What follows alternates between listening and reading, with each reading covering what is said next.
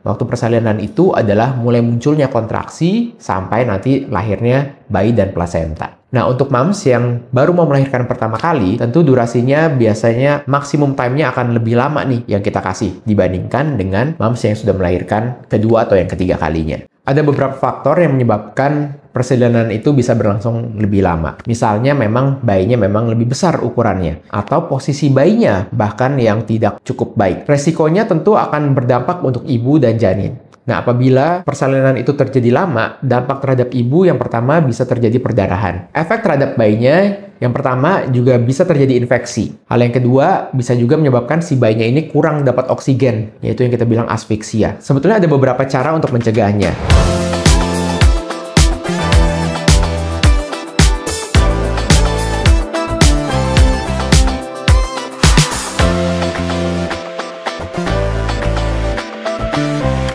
Hai, kembali lagi di channel Dr. Kevin. Apa kabarnya semua? Semoga semua dalam keadaan yang sehat ya. Nah, kali ini saya akan bahas satu topik, yaitu yang berhubungan dengan proses melahirkan yang terlalu lama. Itu ada bahayanya nggak buat si ibu dan juga buat si babynya? Nah, pengen tahu seperti apa? Ikutin terus ya. Tapi seperti biasa, sebelum saya lanjut, buat kalian yang baru pertama kali ketemu dengan channel ini atau yang belum subscribe, ayo cepetan buruan subscribe. Caranya gampang, tinggal kalian klik aja tombol subscribe di bawah sini yang tulisan subscribe. Tinggal kalian klik aja. Jangan khawatir karena subscribe itu gratis. Dan juga nyalakan loncengnya supaya setiap kali ada video baru, kalian langsung dapat notifikasinya.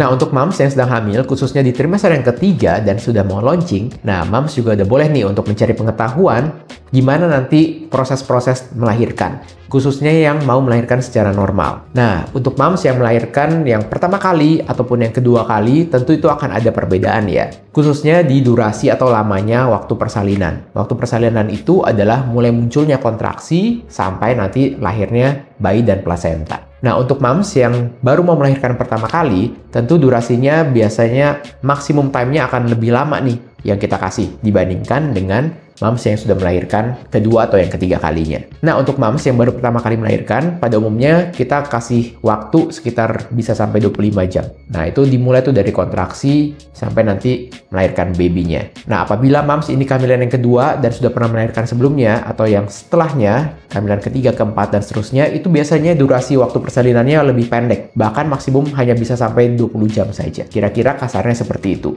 Tetapi untuk memastikan durasi waktunya, tentu moms juga harus periksakan dirinya ke dokter atau ke bidannya nih, supaya bisa dipantau apakah benar sudah masuk dalam persalinan atau belum.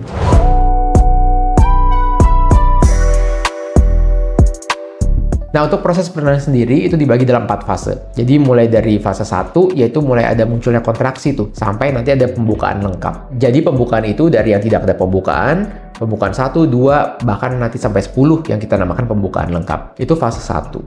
Nah, fase kedua biasanya pada saat sudah pembukaan lengkap sampai nanti lahir bayinya. Nah, fase yang ketiga setelah bayi lahir, itu nanti akan ada yang plasenta akan lahir berikutnya, atau ari-ari bahasa awamnya.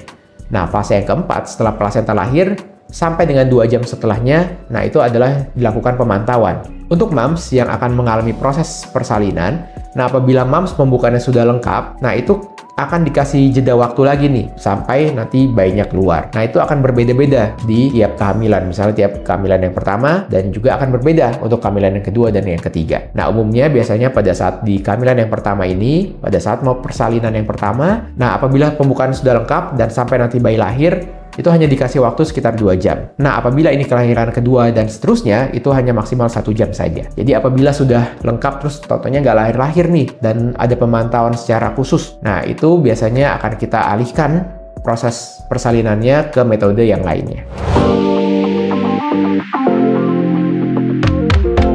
Ada beberapa faktor yang menyebabkan persalinan itu bisa berlangsung lebih lama. Misalnya memang bayinya memang lebih besar ukurannya, atau posisi bayinya bahkan yang tidak cukup baik. Misalnya bayi itu harusnya dia tengkurap atau kepalanya nunduk ke bawah. Nah, apabila bayinya telentang atau misalnya dia tengkurap tapi kepalanya dongak ke atas, nah itu akan lebih lama atau lebih susah untuk melahirkan secara normal. Nah, faktor selanjutnya apabila panggul ibu itu lebih sempit. Nah, itu juga bisa menyebabkan si persalinan ini menjadi lebih lama. Nah, faktor selanjutnya adalah dari faktor kontraksi rahim. Jadi kontraksi rahim itu dikatakan cukup apabila terjadi kontraksinya secara teratur dan kuat. Nah, apabila tidak teratur dan tidak kuat kontraksinya, nah itu akan mempengaruhi lama atau tidaknya persalinan.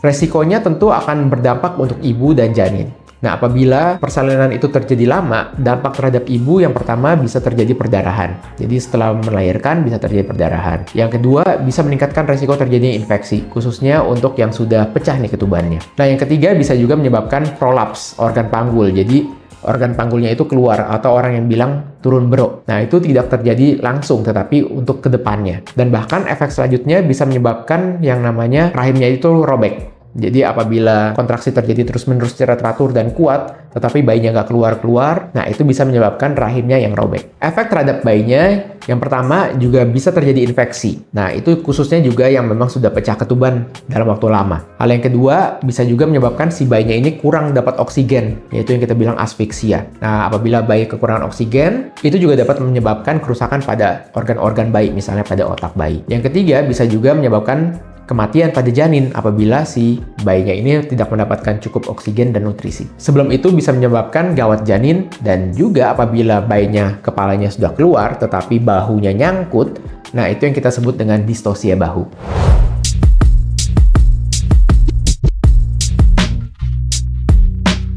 Sebetulnya yang bisa dilakukan adalah kita memantau persalinan itu secara teratur. Jadi yang kita pantau salah satunya adalah pembukaan dan kontraksi. Nah, apabila penambahan dari pembukaannya itu secara teratur dan baik, nah itu masih bisa kita pantau. Nah, apabila pembukaannya itu stuck nih, misalnya di pembukaan 5, terus 2 jam kemudian kita cek lagi tetap di pembukaan 5. Nah, itu yang kita namakan sudah stuck. Nah, itu adalah indikasi untuk terjadinya persalinan yang memanjang. Nah, sebaiknya apabila sudah terjadi seperti itu, moms juga boleh nih konsultasikan lagi ke dokter kandungannya.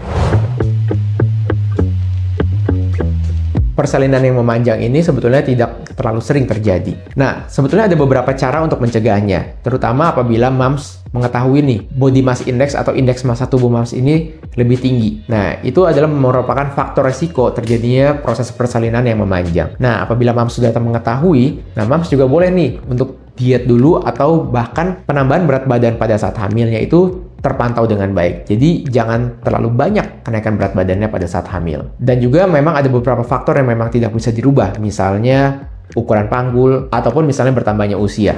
Oke, sekian dulu konten Dr. Kevin kali ini. Jangan lupa untuk dukung terus channel ini dengan cara klik tombol like, comment, subscribe, serta share video ini ke semua sosial media kamu, supaya video ini dapat tersebar luas dan bermanfaat. Saya Dr. Kevin, until tomorrow and stay healthy.